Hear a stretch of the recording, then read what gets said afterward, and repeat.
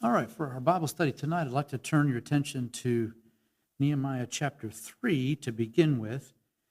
And there's several aspects, of course, when Nehemiah is, he came there to Jerusalem, it was to build the wall and try to bring protection to the people. And in chapter 3 is when it sort of begins in the actual building process. And we can begin with verse number 1 there of chapter 3, where it says, Then Eliashib the high priest rose up with his brethren the priests, and they builded the sheep gate. They sanctified it and set up the doors of it, even unto the tower of Mia they sanctified it, unto the tower of Hananiel. So that just kind of gets us started. And why would these fellows have been worried about the sheep gate? Well, they were the priests, and so obviously it'd be kind of their responsibility to make sure that the sheep are being taken care of. And so they were responsible for something that mattered to them. A little further on, actually, I thought that it was found in a variety of places. In my mind, it was seeming to be that, throughout the story here in Nehemiah, that it would say that, this one builded outside of their house and the other one builded outside of their house. Really, it doesn't say that very often here, but in verse number 23, you can see that happened. After him, that'd be after this previous guy talking about the house of Eliashib, and after him repaired the priests, the men of the plain. After him repaired Benjamin and Hashub over against their house. After him repaired Azariah, the son of Maaseiah, the son of Ananiah, by his house. So you see both of them, well, actually three at least here, I guess, they're building the wall right outside of their house. And so it seems as though what's happening is that these men are, they're taking responsibility for what matters to them. And I think probably you have experienced that type of thing before where there's certain ones, if you're going to mess with my family or you're going to deal with my property, I'll have something to say about that. You have to go through me first. And we don't want our own private, our family, but our responsibility to be somehow tampered with. And so we've experienced that type of thing. Even for me, some of you may not lock up your houses really or worry about it, but for me, I'm usually going through. I'm the last one. I'll turn out the final lights. I'll make sure the doors are locked, make sure my family's safe, that kind of thing. And so every one of us sort of have a little bit of that idea that we're finding here. It seems as though Nehemiah must have kind of put these men responsible for their family, their part of the wall. And of course, that would cause a greater diligence, probably a greater attention to detail, because this matters to me. So we find that there in verse 23. Then, if you go over to, actually in Nehemiah 6, it tells us in verse 15 that the wall was finished in the 25th day of the month Elul in 52 days. So as these people got, they took ownership of the problem, then they were able to work diligently, and in spite of even, you can read other parts here, the attacks against them, the warnings and different things were coming, rumors at least of attacks and all, they were able to finish the work in record time. Now, let me just kind of pause for a moment. Does anybody remember, do you know what Nehemiah's brother's name was? Most of us probably don't. I guess it was something new to me, but if you go down to chapter 7 and verse number 1, it begins telling us more about this situation. That's a little bit of a sideline, although there's some important stuff there and maybe would merit coming back to later.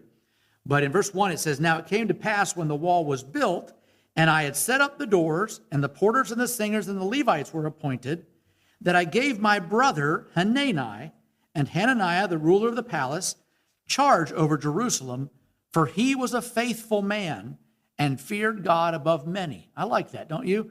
He was a faithful man. And so, of course, Nehemiah gave him responsibility here. And I said unto them, Let not the gates of Jerusalem be opened until the sun be hot, And while they stand by, let them shut the doors and bar them, and appoint watches of the inhabitants of Jerusalem, every one in his watch, and every one to be over against his house.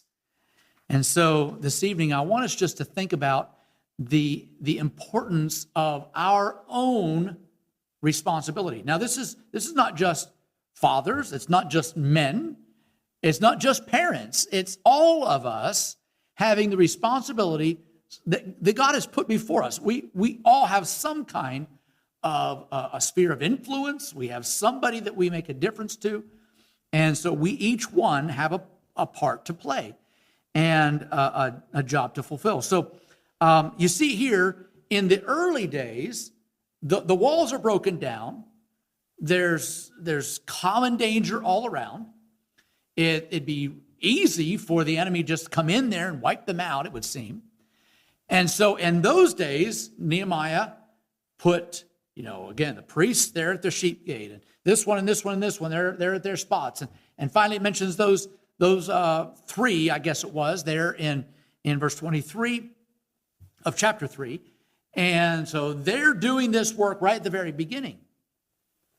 After, we just read to you here in chapter 6, after the wall's been completed, now you have Nehemiah saying, I still have a job for you to do, and you need to guard your part of the wall. You need to be sure you're standing up as a man and being counted. Again, I know this is not just for men, but that sort of seems to be the case here in chapter 7 and verse number 3. It's everybody be in your watch and your house, or over against your house. And so even after the wall's been completed, there still are dangers. There are still enemies out there. And so just to sort of wrap up the thought here tonight, let me give you 3 areas where I believe that we need to be diligent about our duty. And again, this is for everybody. We all have a duty to fulfill. And so let's first of all notice that we have a duty to defend our home. A duty to defend our home. We've already been giving kind of that analogy here, and that's what these men were doing as they were building the wall and as they were defending their home from invaders. And there were some dangers yet to be seen, and you can work your way through the different challenges that they had faced already, and very possibly they didn't maybe know for sure what was coming yet, but there were all kinds of rumors and attacks and various things. And so, or at least planned attacks. I think the one place here I read that when they found out it was discovered, then they just backed off. But anyway, they have all of these dangers, but the issue was they needed to defend over their own home. And every one of us have that responsibility.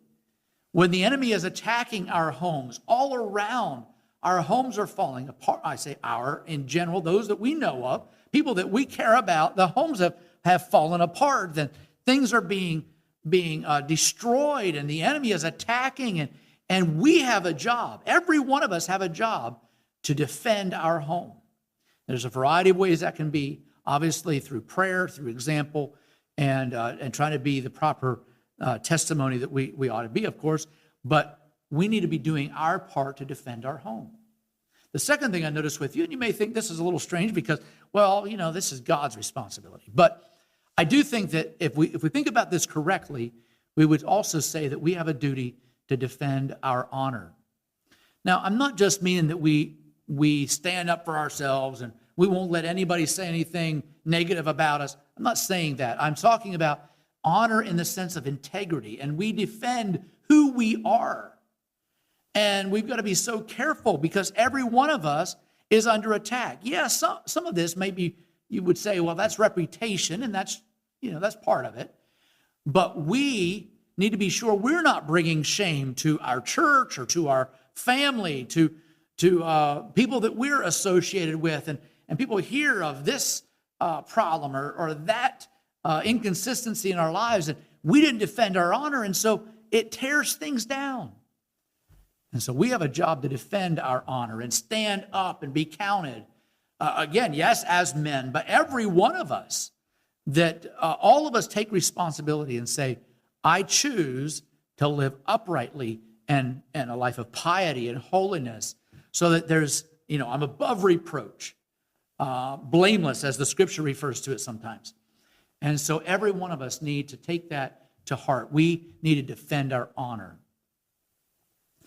And then the third thing I notice with you is that in order to be able to defend our home properly and to be able to defend our honor properly, and again, I hope you understand the proper connotation of that, to be able to defend all that properly, we have to defend our heart properly.